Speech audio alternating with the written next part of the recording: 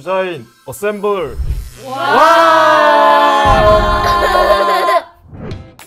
오늘은 팀 수자인분들과 함께 수자인 탄생 과정을 낱낱이 알아보는 시간입니다. 오늘 아주 각오 단단히 하고 나오셨다고 하는데요. 3분씩 각오를 들어보도록 하겠습니다. 고품격 아파트 수자인을 만들면서 늘 고민하고 치열하게 다듬어온 것들이 많았습니다. 오늘 이렇게 직접 이야기할 수 있는 기회가 생겨 정말 기대됩니다. 아파트는 혼자 만드는 게 아니라 여러 부서가 함께 만들어가는 작품입니다. 오늘 수자인이 왜 다를 수밖에 없는지 저희가 제대로 보여드리겠습니다. 박수 한번 주세요.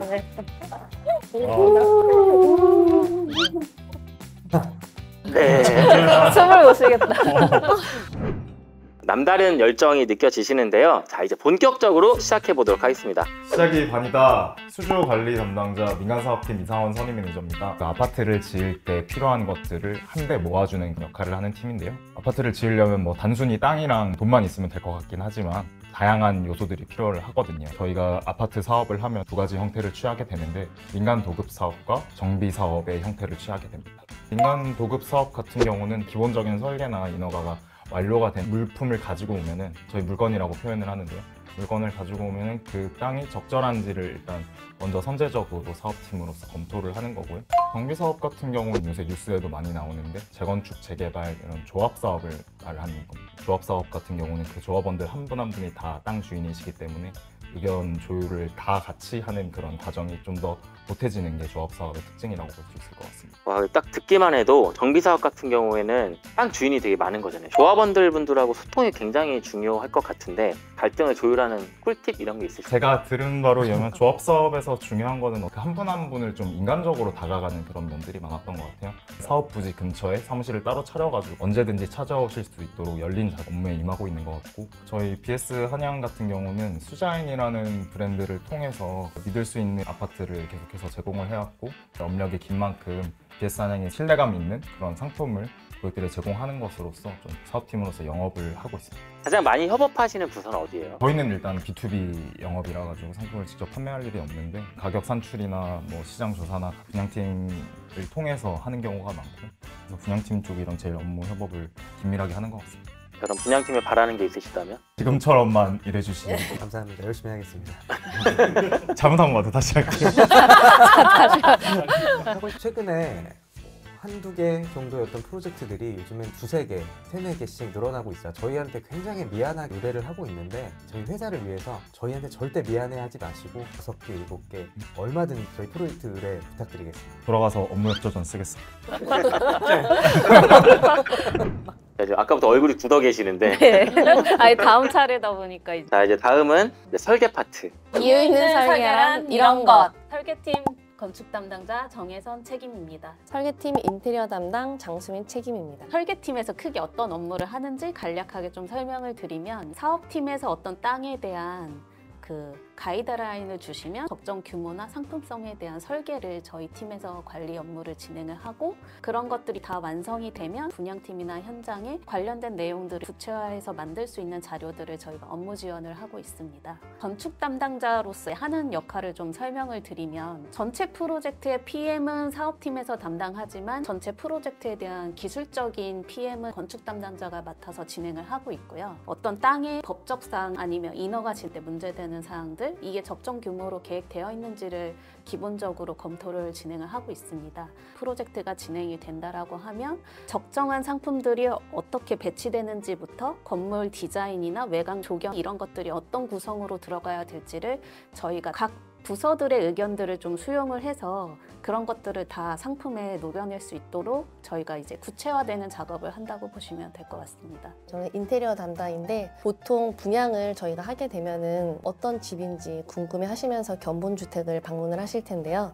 그 견본주택을 짓는 일, 단위세대, 커뮤니티를 계획하고 디자인 업무를 진행을 하고 있습니다. 예를 들어서 단위세대 평면 같은 경우 어떤 공간들이 배치되는지, 적정한 사이즈가 어떤 건지, 가구 계획들을 어떻게 계획하는지에 대한 전체적인 부분을 하고 있고요. 뭐 자재나 그런 것들까지 다 계획을 하시는군요. 바닥, 벽, 이게 어떤 마감재의 패턴인지에 따라서 공간에 대한 느낌이 전혀 다르기 때문에 그런 디자인에 대한 계획을 하고 있습니다. BS 한양에 대한 상품을 좀 설명을 드리자면 저희가 어떤 건설사랑 좀 비교를 하더라도 단위 세대 자체에 대한 퀄리티는 좀 높다고 자부하고 있는 편입니다. 각 입주민들에 대한 피드백을 봤을 때 투자인의 평면은 너무 효율적이고 쾌적하다라는 피드백을 많이 받고 있는 편입니다. 요즘 수분양자 분들은 어떤 옵션들을 좀 많이 선호하시나요? 아트웍이나 이런 벽 같은 데 세라믹을 이용해서 전체적인 패턴감이 흐르는 고급스럽게 공간 자체를 옵션 선택을 하실 수 있습니다. 거실, 주방, 그리고 침실 내부에도 직간접 조명으로 옵션 진행을 하고 있어서 저녁에는 무드 등으로 사용하실 수 있도록 진행을 하고, 선택을 많이 하시나요? 지역마다 선택률이 조금 나는 부분이라서 어떤 부분을 많이 한다라고 이야기 드리긴 어렵고, 나머지들은 개인 취향에 따라서 선택하는 부분이기 때문에 다양하게 선택된다고 볼 수 있을 것 같습니다. 도면 계획, 시공은 예술, 시공을 담당하고 있는 건축공사팀 강태현 책임 매니저입니다. 시공이 단계가 있잖아요. 네, 수주를 해서 설계 도서가 완성이 되면 이제 시공 단계로 들어가게 되는데요. 가설 계획 단계, 토공사, 골조공사, 마감공사, 조경공사, 부대공사 이런 순으로 이루어진다고 보시면 될 것 같아요. 저희가 일할 공간이 필요하잖아요. 사무실, 차량의 출입 동선, 그리고 타워 크레인의 위치, 전기, 수도 이런 가설 계획을 세우고 공사 발주를 하게 됩니다. 땅을 파는 공사를 토공사라고 하고 지하 주차장 밑면까지 내려가게 됩니다. 말뚝을 박아서 충분한 지내력을 확보를 하고 기초와 지하층을 들어가게 됩니다.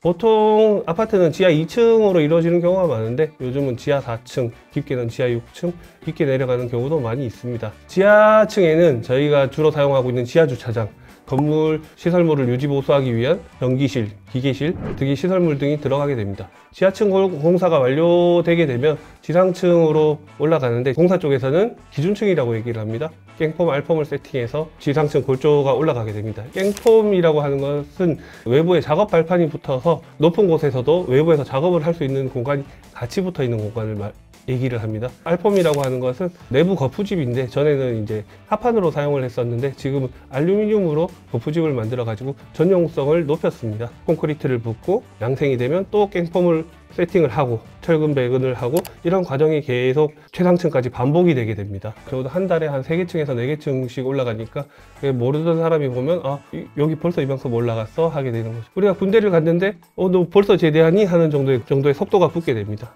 기준층이 한 10층 정도로 올라가게 되면 밑에서 마감공사가 같이 올라가게 됩니다. 조적공사, 미장공사, 도배공사, 가구공사 토탈에서 마감공사라고 하고 모델하우스에 지어진 마감 수준을 내기 위해서 이제 최선을 다해서 공사를 하고 있습니다. 그다음 건물이 다 올라갔고 이제 남은 건 뭐예요? 커뮤니티 공사를 하게 되고요. 제가 지금 한강투자인 오브센트 현장에 있는데 실내 체육관, 클라이밍장까지 들어가게 되는데 그런 부대시설 공사와 그다음에 조경식재 공사, 비상 차량들이 다닐 수 있는 도로 공사, 부대 공사까지 완료하게 되면 준공 인허가를 하게 되고 입주를 받게 됩니다. 지금 딱 들었을 때 단계가 엄청 많잖아요. 네. 그러면 연계되신 파트도 되게 많을 것 같은데. 관리 감독하는 공사 파트가 있고요. 발주를 하고 자재를 관리하는 공무 파트가 있고 우리가 살고 있는데 가장 중요한 전기, 물을 관리하는 설비 파트, 안전 관리를 하는 안전 파트, 토목 파트 이렇게 이루어지게 되어 있습니다. 투자인만의 어떤 그런 강점이 있나요?